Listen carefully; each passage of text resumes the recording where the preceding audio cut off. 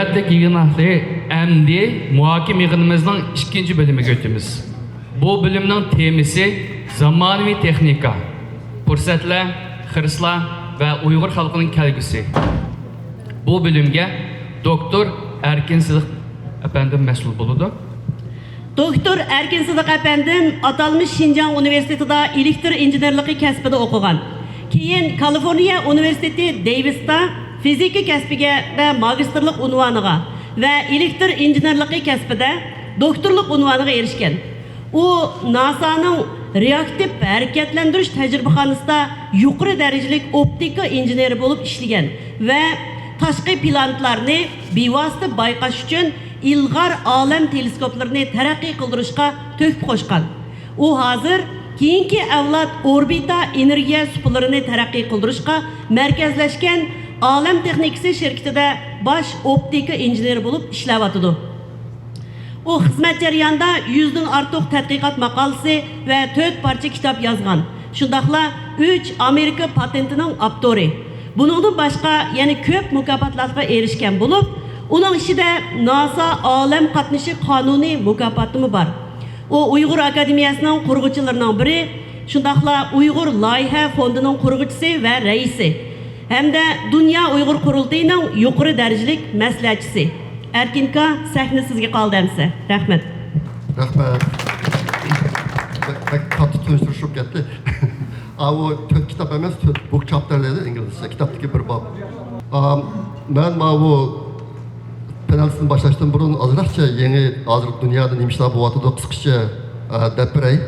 Ama ben alam teknikisiz az işleyen bu aşka asahane obdurak bilmen. Hazır hem sahada acayip yeni işler bulup git barıdı. Şuna sel üzerine gelmesi ben hazır. Şu adam ilgili köpekte. Mesela baş sahada ben bunun 10 yıllar burun NASA'da bir leksiye katlaşkan. Bunun da kargo adamını kırdıgan kalan. Nima dese adamın gözünün içinde bir sensörler varken kömeye yediğen közlerden şu sensör ölüp kaldı iken endi. Aşağıda elektronluk microchip deyimiz 8x8 sensor array. Chipni selip adamın gözünü kırdıgan kalan işte bir ahval bir leksiye katlaşkandım. Endi men otogalarda çayal külmeyken adamlar. Lekin yol maqsa ishklarda o bir nadir yani köyleydi iken aşağı kıptı iken. Işkı bir praxkit vardı. Hazır endi yakında alam texnikisi tez taraqqiyot edi. O'zim shu soat ishlayman. İşte hozir qaysi darajaga beryapti desanlar, Starlinkni bilsizlarmi? Elon Muskning SpaceX qilgan Starlink. Bu bütün internetlarga signal mandirgan satellitlarniki ishlarini qilyapti. Uniki hozir osmonga chiqqan sun'iy kamerasiniki soni 11 ming yetdi hozir. 11 mingga. Endi yakında bunu yeni nesliga atılmadı bu sahada. Hozir AI computers in orbit deyilgan bo'ldi. AI computers in orbit. Bu nima desa, hozir AI nuqtal sun'iy aql. Sun'iy aql yerda nurg'un yerlarda işte uskunalar, cho'ng zavodlar işte qurilyapti. Buniki ikki narsaga cho'ng ehtiyoji bor. Birisi tokka internet cho'ng ehtiyoji bor. O tokkni birisi o superkompüterlarni mandirish ishiltadi. İkincisi bunu soğutish qilishiltadi. Başlamadan mandirish tanlarakisi intan yuqori. Hozir nimani qilyapti desanlar, bundan AI satellite degan narsani osmonga qurib intan cho'ng qanoti bor. Kun taxtiyi bor endi. To'g'ri shaharga chiqarib, shunda mandirish. Ashta qilsa tokka bo'lgan ehtiyoji yo'q bo'ladi. Kunniki nuri bak chiqqanda ishiltadi bo'lgan nur. Andan keyin sovutilgan degan ish yo'q osmonda. Ashta bu boshqa mushunga bak tezroq qilyapti. Solar power computing deydi. Andan keyin shu superkompüter hisoblashlarni orbitga chiqmoqchi hozir. Başta asaslı energiya işini hal qilish uchun. Andan keyin hozir raketalar bak taraqqiy qilib, bir raketa intan chiqishni chiqadigan bo'lib ketdi. Yukni osmonga chiqishniki tanarqi intan tez tushyapti hozir. Başta bu boshqa bu ishlar mumkin bo'lyapti. Andan keyin yana birisi NASA desa nurg'un kishilar istiqlolgan koinot ishlar qilsa keladi. NASA ishni qiladi deb. Amaliyotda NASA'nınki yıllık xarajatiniki 70%'i yer şari tədqiqatına ketadi. 30%'i kainatqa, 70%'i yer şariga. Yani bundan keyin şu Earth Observation deydi. Yer şarını küzütüdüğü işlerini bu AI arqılıq asmanlı qılımızda bu sağa ketiyotidi. Anından keyin yana bir yangi chiqqan narsa moon economy, space economy, space infrastructure, space grid. Hozir bu space degan narsa chiqyotidi. Nima uchun bu oy shari buyumini o'tib qoldi desanglar, NASA oyga bir inson bazasi qurmoqchi. Bu ishni boshlab bo'ldi hozir. Andan keyin Elon Musk bu 5 yilning ichida nimaga oyga bir o'zi kengib mangadigan insonlar yashaydigan shahar qurayman deb bu ishni tutish qildi hozir. Aslida boshqa bu sohadagi ishlar intayin ko'p tez taraqqi qilyotidi. Men sizlarga hozir bir 2 minutlik video ko'rsataman. Umumiy bu sohada u qanday ish desanglar, men NASAda 20 yil ishlab 15 yil tashqi planetlarni topadigan teleskopni ishini qildim. Odamlar yashashga bo'ladigan tashqi planetlarni topadigan. Ashta qilib teleskopniki bir tutib, mushoyima yaklarami osmonga chiqariladi. Tashqi planetlarni bevosita ko'ralaydigan teleskop. Burun bu bek cho'ng timiti, hammamiz bek qiziqqan. Ammo hozirki o'ylab baqsaq, qolgan yulduzlar bizdan bek yiroq. Bizga eng yaqin yulduz yer shariga. Eng yaqin yulduzniki biz bilan bo'lgan orlig'i 3,26 nur yili yiroqda. Bu deganlar nima desanglar, nurning tezligida maqsaq 3,5 yil vaqt ketadi u yerga. O nurning tezligida menish mumkin emas. Nurniki tezligidagi 1% da mangadigan vaqt qachon ketadi uqolmaydi. Hozir Yashardan Marsga mangadigan alam ushqurlari soatiga 80 ming kilometr mangadi soatiga. Nur 1 sekundiga 300 ming kilometr mangadi. Shunga nur tezligidagi 1% da mangadigan qildik desakmi, 1 sekundda 3000 kilometr menish kerakda. Bu qachonga bo'lib qolmaydi. Shuning bilan aslida Yasharga bir ish qolsa, insonlar boshqa yerga ko'chish kerak degan bir ideya bor edi burun. Yaqinda nima bo'lyapti desanglar, biz u yerga pat berib olmaykanmiz. Sun'iy Yasharni biz yazsaqchi deb. Va Yasharni qishiga osmonga shahar qursaqchi degan ideya o'tirishdi. Ma qurq ideya emas. Hozir SpaceX bilan Blue Origin degan bir shirkat, o Jeff Bezos'niki shirkati. Jeff Bezos degan kishi Amazon'ni qurgan adam. Blue Origin odamning shirkati. Amazon public shirkat, Blue Origin public emas. Hozir mushtaq olamga shahar qurman deb olib ketyapti. Ben bu şirketke pek qiziqib 15 yıl bağlanmaya yana ishni qilganman. Bağlanmaya yana ishni qilsam yashiraqkan deb o'tgan yil soqollarimni tushirib xizmat izladim men. Blue Origin'ga iltimos qilib, ashta qilib ular intervyu qildi. Intervyu qilish bilan 2 savol chiqadi. Birinchisi, sen nima uchun Blue Origin'ga qiziqding deydi. Birinchi savol. Ikkinchisi, sen osmonda 1 million odamni yashaydigan shahar qurishga qanday qaraysan degan savol. Ben shunda ta'sir javob berdim bunga. Nima qilsanglar 14 yaş vaqtimda radio yo'q bir jamiyatda radio qurganman. Ashton yezib degan shundaq ishonchli bilan ashton qilsam bir qancha bolalar intervyuda ekan onun ustiga mangamadim. Ular yashin bilib oldi.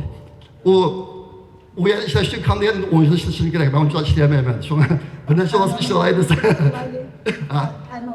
Kanalıma abone olmayı. Bo'ldi. Anda 2 minut videoni qo'yib tayyorlash shuni alishim.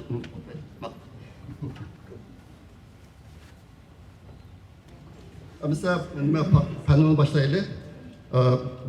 Birinci soruda pırdagan kardeşimiz ma panelda. Barat Açınok, maşinimiz şu. Bu inimiz Beijing Pedagogika Üniversitesi bitiren materyal ilmi sahasında bakalavrını algan. Bundan keyin Germaniyaga berip, Ulm Üniversitede magisterlik ve doktor ünvanlarını algan. Umum şu materyal ilmi sahasında. Ondan keyin Angliyadagi dunyoga eng donliq maktablarning hammasi ishlab qolgan. Bir necha yildan University of York, University of Oxford and University of Manchester. Bu yerlarda ishlab, undan keyin hozir Kaliforniyadagi Lawrence Berkeley National Laboratory davlat tajribaxonasida ishlayotdi. Bu elimizdagi qo'lga kelgan natijalar intayin ko'p. Nano science deymiz. Nano degan uzunlik birligi, odamningki chechiniki en inişkisi 15 mikrometre. Bir mikrometre, 1000 nanometre. Aşında materyal sahasındaki tatlıklarını yapardı. Kendimiz merhamet.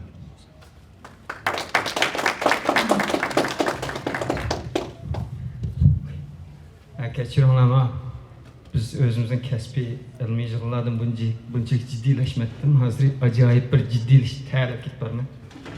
Ma bugün endi men so'zlaydigan narsa asosan endi misho bizning diaspora qarsam o'sha nurg'un kichik bolalar cho'ng bo'lyotdi, nurg'un yoshlar hozir o'tir maktabga kirib bo'ldi ya. Oliy maktabda ABM ko'rdinglar, kasar so'zildi. Endi bu Amerikada davlat tajribaxonalar aytib ko'p. Endi bunun nurg'un fursatlar var. Ya'ni ta'tillarda mushu tajribaxonalarga berib ishlisi bo'ldi. Hem pul verdi bu balalarga, hem bir narsa o'rganadi yerda. Keyin anandan tercümalığı onu yazsa, bu balalarninki oliy maktabga kirgan vaqtda yaxshi maktablarga tanlanishi nihoyatda oson bo'ladi. Chunki masalan Harvard deymiz, Stanford deymiz, men Angliyada chiqdigan Oxford, Cambridge bo'lsin, bularga iltimos qilgan o'quvchilar nihoyatda ko'pchi endi. Hem shu ularning nomeriga yetadigan o'quvchilar nihoyatda ko'p. Endi onun o'quvchining soni chekli bo'ldi bir maktab oladigan. Ular qanday tanlaydi degan vaqtda hammasining nomeri yuqori bo'lsa, ayki uning keyiniga tarjimonlik qaraydi. Bu bola nima ish qilgan? Bu bola kelgusida lider bo'la olamdi yoki scientist bo'la olamdi yoki alayda injener bo'la olamdi, yoki bo'lmasa biznesmen bo'la olamdi, sodgardandir. Shular qaraydi. Chunki bu yerda tarjimonlik nihoyat yaxshi bo'lish bolalarniki o'tir maktabdan boshlab, nihoyat muhim. Men shuningga endi azar bilan so'zlab beraman. Endi uni deyishdan burun qanday fursatlar bor deyishdan burun men bu davlat tajribaxonalar nima oldilar? Ashni bir tushuntirib o'tay. Biz u yerda nima ish qilamiz, qanday fursatlar bor? Endi ashni azroq so'zlab beray. Men bastım. Mana Amerikadan xaritasini mana ko'rib turibsizlar. Amerikada 10 necha markazlik davlat tajribaxonalar bor. Buni endi 4-5 hammadan cho'ng mesela Berkeley deymiz, Kaliforniyada, Slack deymiz, şu Bay Area, Kaliforniyada. Ondan keyin Argonne deymiz, ondan Brookhaven deymiz, o Long Island, New York tarafda, Argonne, Chicago'ga yaqin xaritini ko'rib turibsizlar. Bu tajribaxonalar endi cho'ngaroq. Ularda har bir tajribaxonada 2000 dak injener olim ishlaydi. Endi bularni hukumat boqdi. Albatta bizning maoshimiz shu sizlarga bajdan keldi. Endi bu yerda bu tajribaxonalar nima ish qilib bunday ko'p tajribaxonalar bor desa, albatta nurg'un tadqiqotlarni universitet qilmaydi. Chunki ba'zi tajribaxonalarni mang'izish uchun nihoyat ko'p pul kerak bo'ldi. Harvard, Stanforddak universitetlarmi buning chiqimini ko'tarmaydi bugungi kunda. Masalan, bizning tajribaxonaniki bir division, ya'ni bizning department desak bo'ldi, uni bir bo'limi desak bo'ldi. Yillik chiqimimiz 130 million. Bu az pul emas. Bütün tajribaxonaning chiqimi 1 milliardga yaqinlab qoldi. Shu Berkeleylarning o'zidan. Endi bu Berkeleylarda biz nima ish qilamiz desam, synchrotron degan bir narsa bor. Bu Amerikada faqat 4 bor. Buning ikkisi shu qo'ltiq rayoni deymiz, Bay Area deymiz, San Francisco yig'inida, birisi Stanforddan chiqqan, lekin davlatga hozir, yana birisi UC Berkeleydan chiqqan, hozir asli UC Berkeleydan chiqqan 40-yillarda, lekin hozir yana davlatga tayyor. Ya'ni bizning maoshimiz UC Berkeleydan kelmaydi, balki federal government deymiz, Kongressdan keldi. Endi bu synchrotron degan narsa, men azroq tarixini yozib qo'ydim, bak tafsil so'zilmay. Bu shu aylanmani ko'rdinglar-ku? Ashuni aylanmasi, ya'ni bizning tajribaxona bu Advanced Light Source deymiz. Bu X-nur chiqargan narsa. Har bir branch shaxlanib ketgan narsalari. Shu X-nur chiqargan qismi o'rtada elektronlar aylandi. Biz elektronlar chiqargan shu radiatsiyani X-nur holatda chiqarib, uni har xil tajribalarga ishlatamiz. Uni aylanmasi 200 metr. Endi buningda bu X-nur qanday? X-nur hammanglar bilsizlar deyapti. Tish doktorga bormaganlar yo'q deyman. Men chiqib bormayman tish doktorga. Shu tish doktor borgan vaqtda, dentist check qilgan vaqtda X-nur bilan qildi. Lekin ma tajribaxonada chiqadigan X-nurning kuchliligi uningda trillion asa kuchli. Ya'ni trillion asa. Ya'ni bu yerdagi X-nurning kuchliligi shunchalikki, u temirni teshitadi, tishingiz emas. Endi bu yerda bunday desam, bormaydi bundaga bexatarlikka deyishim mumkin, asrimanga. Bu yerda shunchalik jiq senzorlar borki, bexatarlik nihoyat muhim. 93-yil qurilgan tajribaxona bu. Keyin chiqqan. Asli 40-yil qurilgan tajribaxona, lekin bizning bino 93-yil sinibdiki. Shuningdek hozirgacha bir odam yorilib boqmadi-da. Endi bexatarlikka nihoyat diqqat qilamiz. Chunki bu radiatsiya shunchalik kuchliki, agar bir yerdan chiqib ketib qolsa, radiatsiya bizga ta'sir qiladi-da, biz u yerda ishlaydigan bo'lgandik. Endi aşağı kısıkçı değil, endi bu yerdeki ilk sınır tecrübxandaki ilk sınırdan, adetki üniversitelerdeki tecrübxandaki ilk sınırdan okşumaydı ayrı. Bu ilk sınırın biz enerjisini tanışlayalıyız, kutupluğunu tanışlayalıyız. Bu yer bir monca onun akısı nesle var. Bu bek İngilizce desek unique deyimiz, Uygurca'da yegane. Aşı tecrübxanı xasda, başka hiç yerde qığını bulmaydı bunu. Yani bu tecrübxanda texnik talpin bek yuqori olğaşqa hamma davlatda yo'q bu. Amerikada hammadan jiq 4 bor. Ba'zi taraqqiyotda topgan davlatda mesela Angliyada faqat birsi bor. Nurg'un davlatlarda yo'q bunday tecrübxana. Chunki bunga nayt ko'p olim kerak, nayt ko'p nemi kerak, shu. İnjenerlar kerak. Ham tecrübesi bor injenerlar kerak. Chunki buniki texnik narsa beklamildi. Kasblashgandan yo'q. Ma chiqimimizni yozib qo'ydim. Bu yerda nima ishlarni qilamiz desa, nayt ko'p nasqini bo'ldi. Bu ikisini biz abiyam dedim-ku tanishlaymiz. Biz buni faqat batareya tadqiqoti bor hozir. Mana shu qanday qilib yeng kompyuterlarning chiplerini, ya'ni energiyani kep xo'ratmaydigan chiplarni nima qilamiz? U bor. Ankin yani bir biyologiya tarafda mesela aksilninki tuzilishini tadqiq qilamiz. Nimishqa aksilning tuzilishini tadqiq qilamiz? Biz aksilning tuzilishini bilsak, bütün bedende aksil nayt ko'p bo'ladi. Har xil aksillar var. Her bir yani a'zolarimiz o'xshamagan aksillardan tuzilgan. Her bir rak hujayrasi ayrim aksillardan tuzilgan. Biz bu aksillarning tuzilishini bilgandiki, buni to'g'ri yasay olamiz. Yani buni Rishatkam yaxshi bilishi mumkin, to'g'ri yasash kelgan vaqtda. Lekin aslında bunun moleküllük tuzilishini bilishimiz kerak. Yani mishada nayt tez hozirgacha 10 mingdek aksilni 10 mingdek aksilning tuzilishini ko'rib chiqardik da endi. Endi bu tecrübxona mana bunday tizib qo'ydim. Yamanca qishqig'in oldu. Shu har bir shu line siziq har bir o'xshamagan bir uskuna.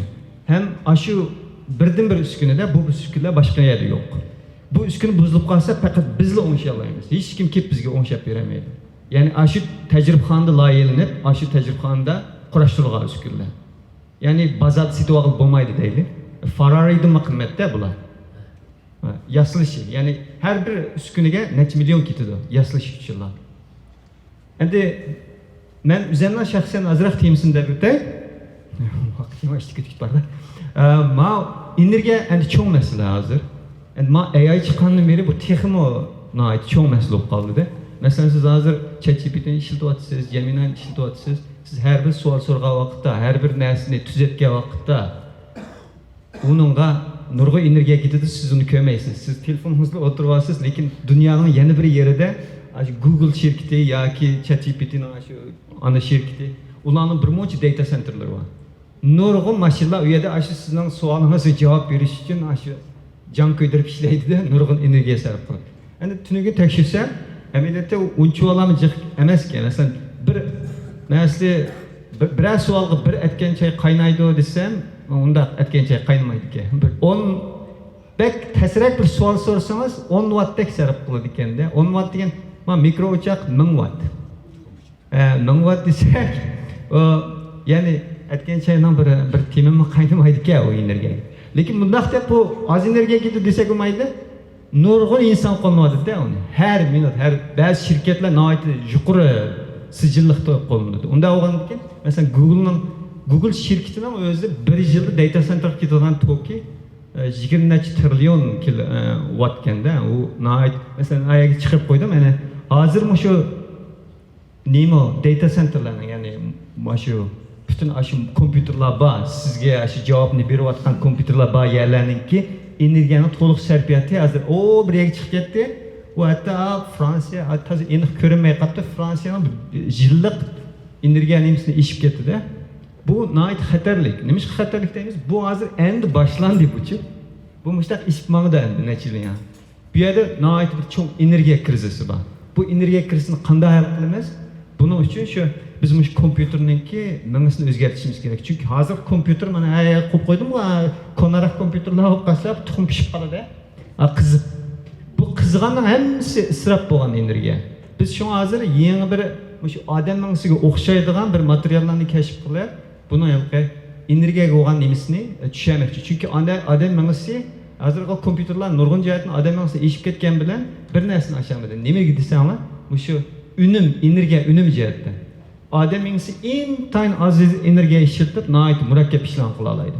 Lekin bizning kompyuterlar nihoyat ko'p bizning davatimiz bir 100 necha hassa ko'p, hatto 1000 hassa ba'zi ahvollarda ko'p energiya sarf qildi o'xshash ish uchun. Shuning biz hozir mingni qanday tadqiq qilamiz, shuni endi qilyapmiz-da. Uni qanday materiallar kerak, qanday nereden topamiz o materiallarni. Yani mushu ashtax narsani qanday tadqiq qilamiz? Mesela alayda uskunlar bilan tadqiq qilamiz. Men mas'ul uskuna, mening ishim mushu uskunni buzilmay mangdirishda. Chunki menga olimlar keldi bu universitetlardan, Harvarddan, MIT'dan, Cornell'dan degandek. Ular bizga mandaq tajriba ishlayman deydi. Biz uni baholab, mümkün eğer tasdiqimizdan o'tsa, biz ularga 1 kun yoki 2 kun ko'p desak 3 kun vaqt beramiz. 20 yil burun belgilab o'tamiz u vaqtni. Ular aşı o'zining biltini ilib keldi. Biz ular faqat aşı tajriba qilgan qilib pul to'lamaydi. Qolgan chiqimni hammasini o'zi ko'tardi. Endi unda bo'lganki siz aşı kun buzilib qolsa, uskuna. Endi ba'zi odamlar oldi buzilib qoldi deblar ketaverdi. Mening opamni yomon ko'ngil chekdi, dadamni yomon ko'ngil chekdi. Men uni deb ko'ngil chek. Men aslan chiroy qarab, bo'ldi o'ngshay shunday deb kechilab ba'zi buzilib qolsa, o'ngshayman.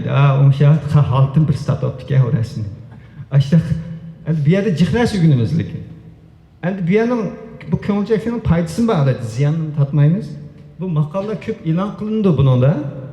Yani maqollar e'lon qilingan vaqtda, masalan, qanday maqollar e'lon qilindi desanglar, men ikkala misol so'zlayman. Nima? Men birinchi misol, yaqinda e'lon qilindi bu Tabiat jurnalida. Tabiat jurnali shu ilmiy maqollar, ilmiy jurnallar ichida eng nopuzliqda. Dunyoda hozir ilmiy jurnal ko'pligidan hozir sonini o'qimayman. 10 ming, yoki 10 mingdan bo'lishi mumkin.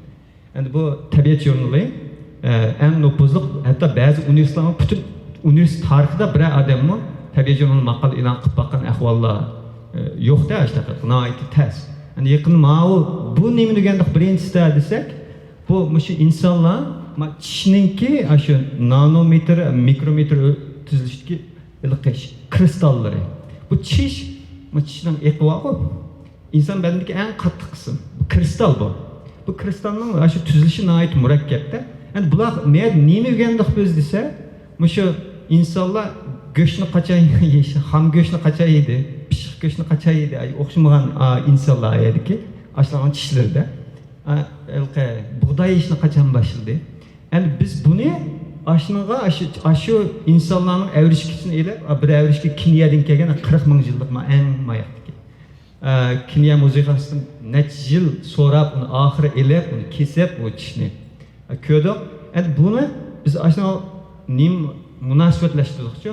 Demak, odamning tishi qanday o'zgardi? Endi buningdan nima o'rganamiz desa, bu organik narsalar o'zini qanday yaxshilashini yaxshi biladi. Bu necha 10 ming yildan yog'i bular bir texnikalik jihatdan desak, eng yuqori bir saviyaga yetdi. Masalan, tish masalan nimishqa oldirab purtilmaydi, intayin nepiz ameliyatda tishning yaqin. Lekin shu alayda tuzilish sababli, ana shu ko'rib turgan tuzilish sababli bu aldirab purt yemaydi. Bo'lmasa agar shunday tuzilish bo'lmasa, ishimiz 2 kun qolmaydi-da. Endi astidikini deytay, 1 minut vaqt bor. Bu yaqinda buni Nature tarafdan qabul bo'lindi. Buni endi ferroelectric material deymiz. Buni nima ishlatamiz desa, shu kelgusidagi energiyani intayin oz ishlatadigan kompüter mühendisliğindeki yeni bir loyihalar için işletmekçi.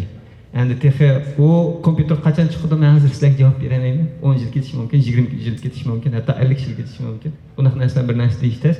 Lekin açtık materyallar var. Yani ihtimal var değil, yani biz bunu hal kılalışımız mümkün.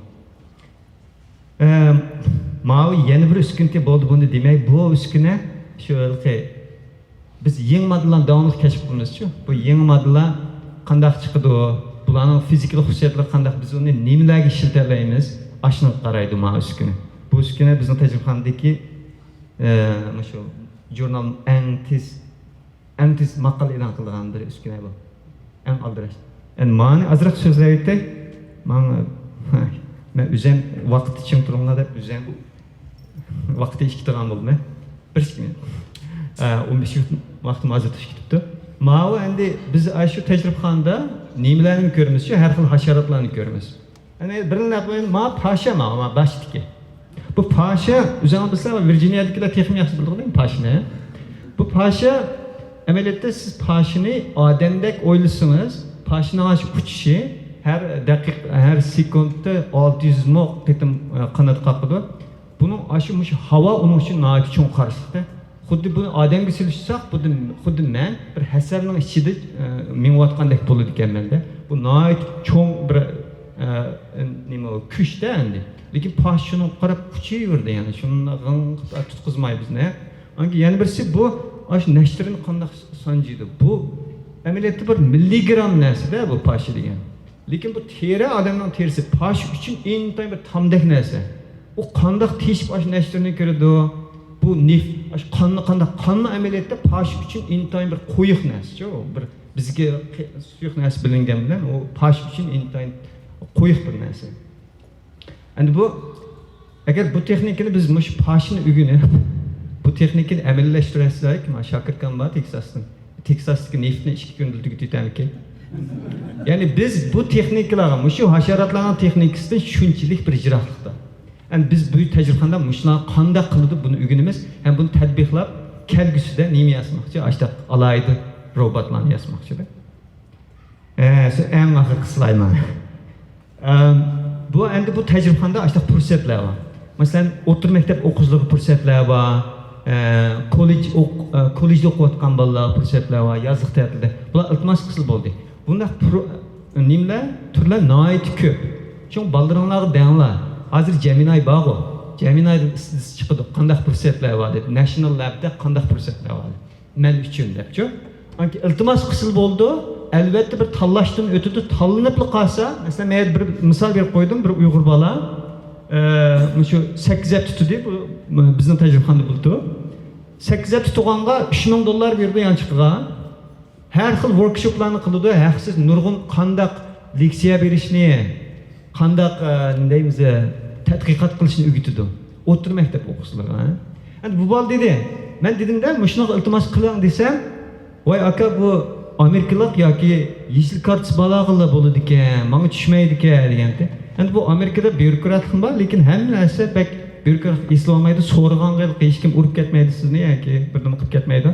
Shu men dedim, "Ya bu so'rab boqayli, sizning ahvolingizni tushuntirayli." Lekin qarab endi bir gap bo'lsin, nima deydi bir qarab boqayli deb men dedim. Xat yozib berdim endi, xatni o'zi avatdi. Men endi qarab berdim nima. İşte men Uyg'ur, men işte yerdan kelgan deb unda tushuntirib. Bo'ldi dedi. Chataq yo'q. Shuning bilan shunchalik xo'shda o'zi mana yurak berib qo'ydim chunki bexatarlik uchun. Shu bola shu, o'sha tuvan. O'sha tajribamda 8 yil turib ketdi. Shung deydiganim baldiringlarga mushtaq fursatlar bor. Shunga izlanib turinglar demoqchi. Ham biz nima ish qilamiz bu yerda?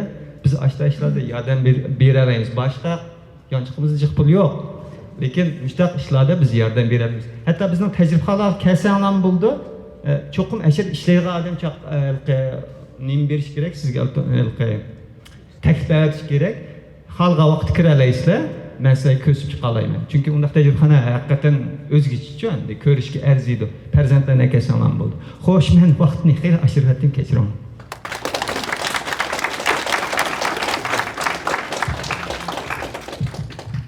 Hani so'allar bo'lsa, nima bir odamga ajratgan vaqt 25 minut, uning ichida so'zlaydigan vaqt taklif 15 minut, savol javob 10 minut. Hozir Boratniki vaqti 19 minut o'tdi, yine 6 minutlik vaqti bor. Agar 25 minutdan ham so'z bo'lsanglar savol javob vaqt qolmaydi. Chiqib bir odam bilgan vaqt 25 minut. 5 minut. Aldız. Adamda energiyaniki, Google'niki bir yillik energiya sarf qilishni ko'rsatib o'tdingiz. Bir yilda 20 trillion watt bir davlatningki energiyasiga teng deb. Bu energiya qayerdan keldi emasdan? Buni cho'qim energiya ishlash uchun ko'ydirish kerak-da. Yoki atom energiyasidan kelamdi. Agar mushunda taraqqi qilsa, masalan, hozir ChatGPT'mi chiqyotdi, nurg'unlagan search qilgan enjinlar paydo bo'ldi. Oxirida bu insonningki o'zini mag'lub qilishga bu qo'limda qanday deb shunday o'ylab qoldim. Rasmiy shu, men yaxshi savol bu. Aştarak kit barmız. Eğer biz bunu vaxtida hal qilmasak, bu AI'ninki hem bu kompüter Internet of Things deymiz, şu internet hem narsa qo'shilib. Bunun sarflagan energiyasi hozir shundoq o'rlab chiqib bordi. Şu an eğer invest qilman desanglar, energiya şirketlerine invest qilsanglar menimcha nihoyat yaxshi. Chunki mening o'yimda bu kompüterning energiya oz sarf qilgan kompüterlarni kashf qilish bilan yana xeyli vaqt bor. Qancha vaqt ketmay uqmayman, lekin bu energiya sarfiyati şu oldimizgi 10-20 yilda yani ish to'xtamay ish qilmadi. Ham siz degandek agar bu pit ketaversa, biz uni hal qilmasak, hozirgi energiya nereden kelyapti? Yana shu national griddan kelyapti. Yana shu davlatninki shu elektr stansiyalardan kelyapti hozirgacha. Lekin buni bir cheki bor. Bu hamon vaqt kelganda hozir his qilmoqsizlar, mana shu xiris bag'ancha ustiga chiqqan vaqtda tok puli o'sidi endi. Bu bizga keladi yani. Biz to'laymiz uni haqqini. O AI'da ishlatdim deb hozir bilinmagan bilan kelgusida tok haqqi endi ismam. Yani buni hal qilmasak biz pat arda. O endi yarashar handa tashqarilarda ketib qolishimiz mumkin.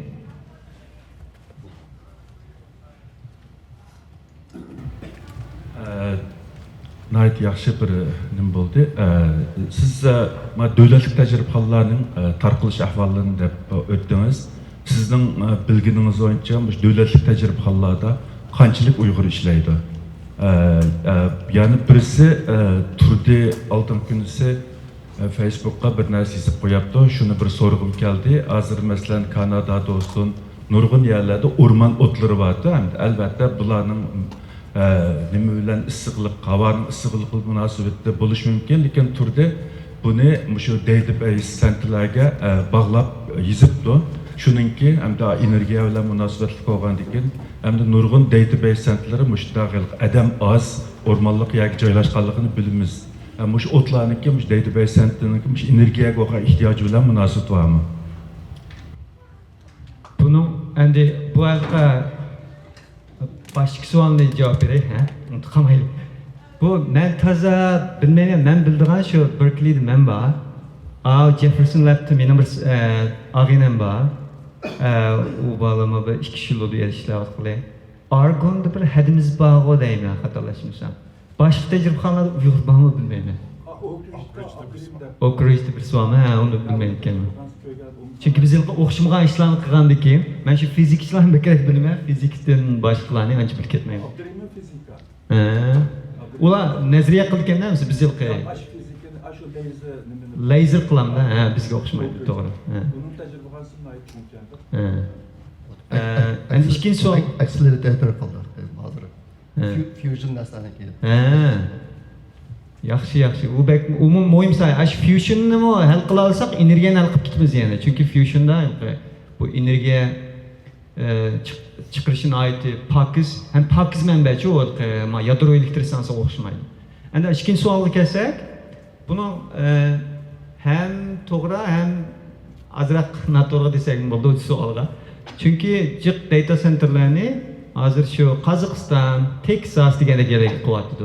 Yani uning energiyasini ular neftni ko'ydirib qilyapti, ko'mirni ko'ydirib qilyapti. Biz men shaxsan bilmayman, buni to'g'ri tekshirgan bo'ldi. Shu bular ba'zida shu qalam energiya sarf bo'lgan narsalarni boshqa davlatlardan qilyapti. Chunki u davlatlarda qonun ozg'inki Qozog'istondek. Ilgirkin siyotida. Ularning ashada mang'izg'iniga xo'sh, lekin ayada biz uni ishlatyapmizmi yaxshi turib. Lekin bu havoning o'zgarishi, o't aptining bo'lishi bu extreme weather deydi inglizcha. Bu davomli eshitmayapti. Bu albatta shu bizning qilayotgan ishlarimiz bilan munosabatda mashinalar, aeroplan deymiz. Hozir endi buningga asli burun muhitni bulg'aydigan faqat mashina, aeroplan, shu narsalar, ko'mir stansiyalar degandek. Lekin hozir shu data center chiqdi. Endi bu hammani qatlab ketadi endi. Hammani qatlab ketadi. Buning sarfiyati endi kelgusida. Rahmat. 1 minut qoldi. 1 minut so'roq. Shu sizniki tajribaxonaga qandaq, oliy maktab qandaq kasblarni o'qiyotganlar iltimos qilsangiz ma'qul. Bu yaxshi savol bo'ldi. Ko'pincha shu tabiblarni o'qiganlarga qarab keladi.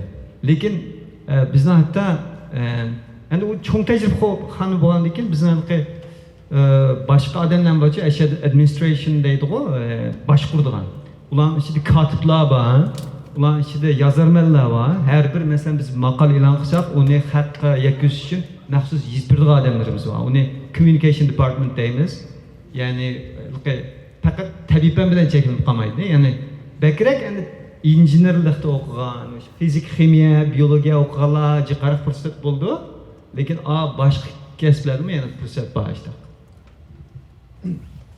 Rahmat.